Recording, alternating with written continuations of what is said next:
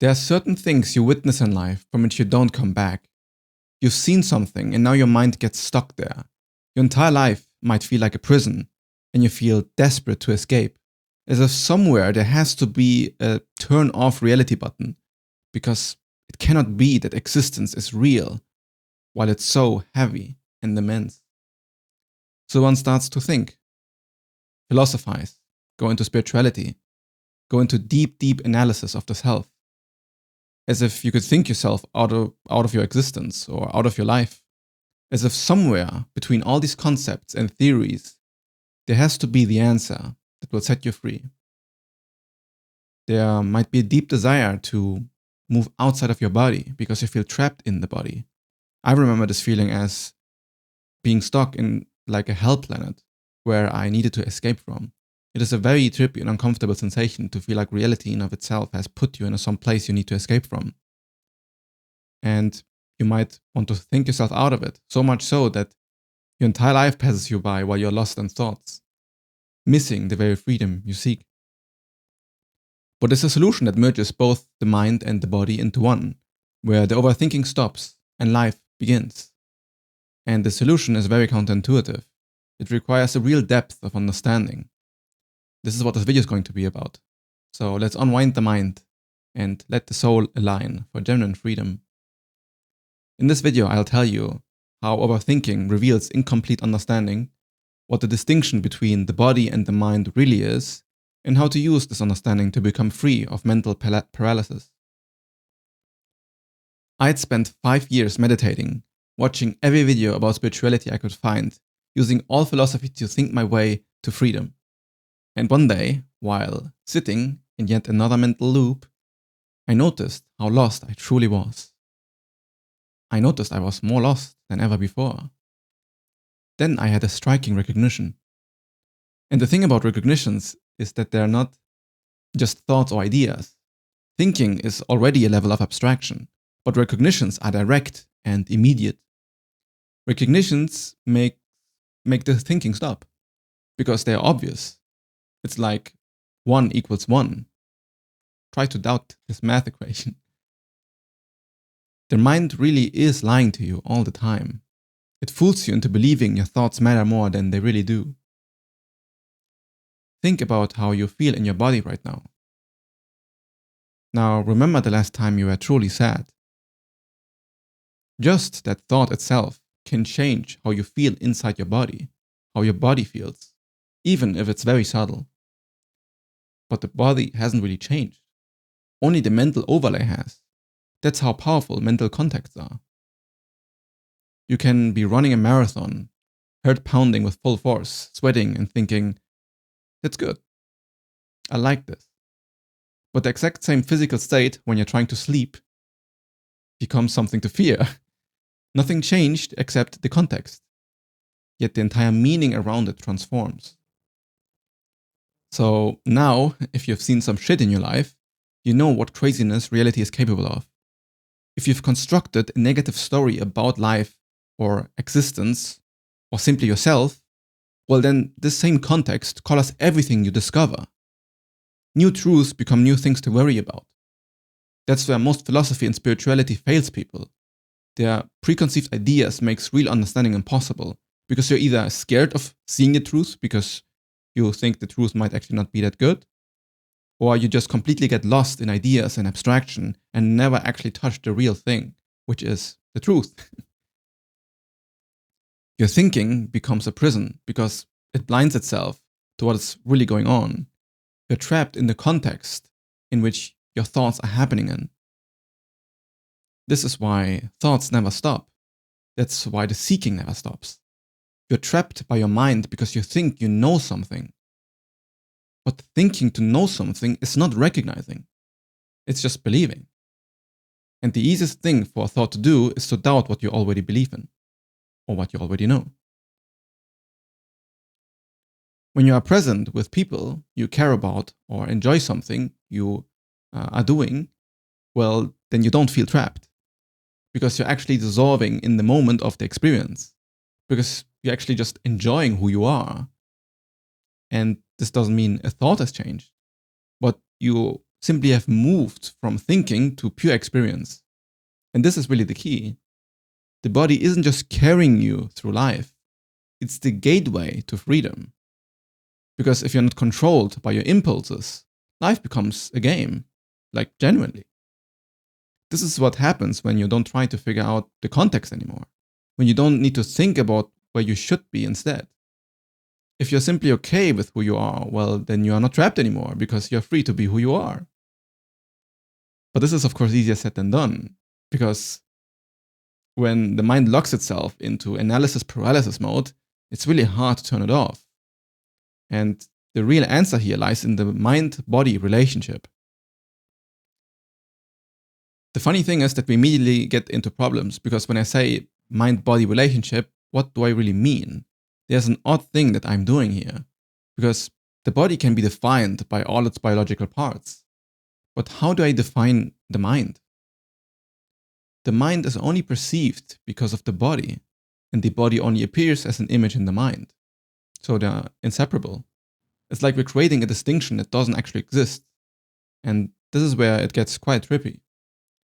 When I close my eyes and focus on sensations themselves, I can notice like a ton of different sensations. I can notice the sound of my voice. I can feel my posture. I can feel so many sensations coming up. But there's nothing I perceive that isn't coming through my mind. Like, I understand that whatever I perceive has to happen kind of inside the body or inside the brain. You can do this too and then notice it for yourself. Wherever you make a separation, like, okay, this sensation is happening outside of my body and this is happening inside of my body, the sensation is pretty arbitrary. The separation is arbitrary because there's no clear line where outside and inside your body begins. That's what meditation reveals very clearly.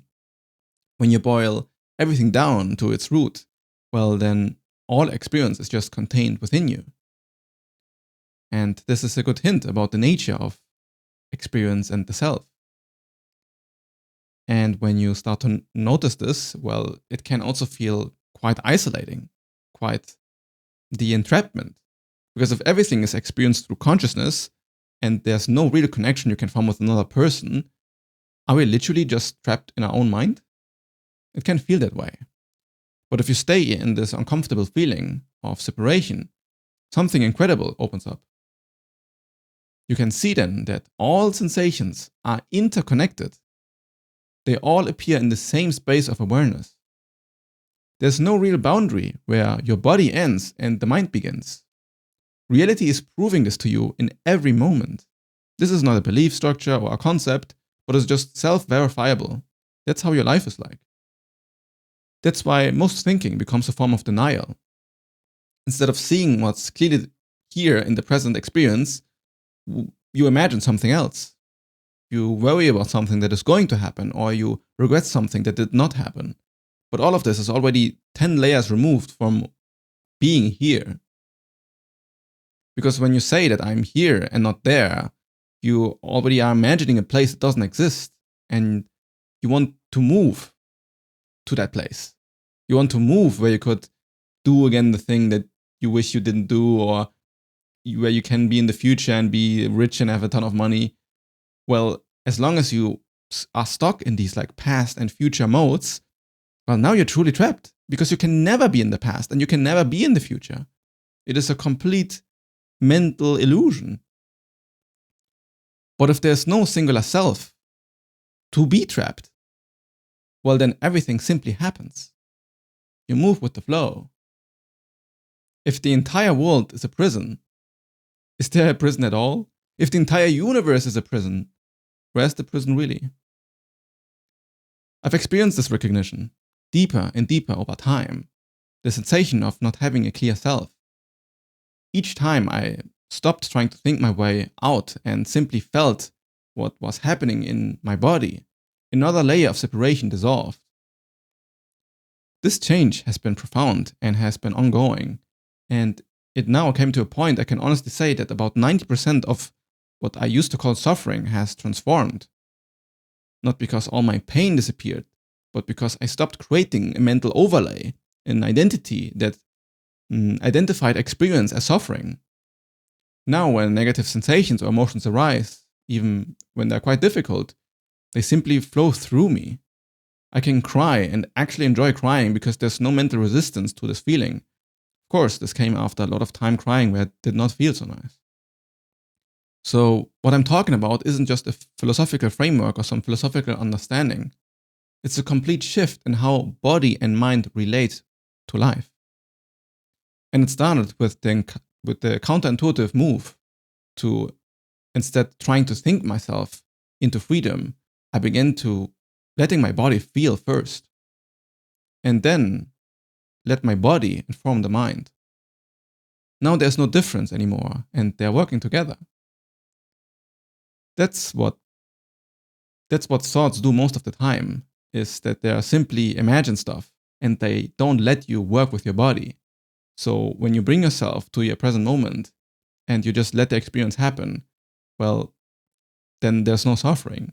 But when the mind says that the sensations of the body are wrong, that they shouldn't be there, well, then of course it creates a lot of dissonance, because one place, like one part of your body is in another place and another part of your mind is in another place. And a good life really is about single pointedness of the mind. That's why when you are present, you feel much better. That's why when you love being around people you like, you just feel much better. Even through pain, the experience that you sense can be greatly transformed if you simply see the pain as pain and don't deny it happening. Or if you, say that it is okay what you're feeling. That's why the idea that enlightenment is the end of suffering is really true. It's not just a mythical idea. Because instead of having an identity that separates itself from the present, it becomes the present. There is still pain, but no one dare to claim the pain as their own suffering. You basically want to stop all thoughts and focus on the sensations of your body, especially when you want to concentrate or work on something, but you keep getting distracted. Because it is way easier to move yourself into a new way of thinking than thinking yourself into new movement. When you want to do something, like going out for a run, it is way easier to simply tell the body to move instead of thinking yourself or reasoning yourself of why it's a good idea or why it's not a good idea. It already paralyzes. You need to always say that the body comes first. If you have eaten like shit lately, or you don't sleep enough, or you're in a very, very bad shape, there's no amount of spiritual work that will make you think with clarity. Someone who is improving in all of these aspects of body function and health will always feel happier, because physical reality, biological reality, simply exists. That's why all of this classical self-improvement advice still works. Smart people are very good at stopping themselves from doing this. They don't want to feel things, and they can rationalize themselves out of feeling very easily. Then they might even think that they're not an emotional person when they've just not processed their own emotions. Then these buried emotions actually tell you through your body that something is wrong, but you suppress them. This can go so far that you don't even realize that something that happened 2 years ago is affecting a lot of these just behavioral patterns that you have right now. That's why focusing on bodily sensations and letting yourself feel them is really the only way to move forward. As much as it can suck, like it can really hurt to feel that shit. But I promise you, you'll become stronger and more happier at the end of it.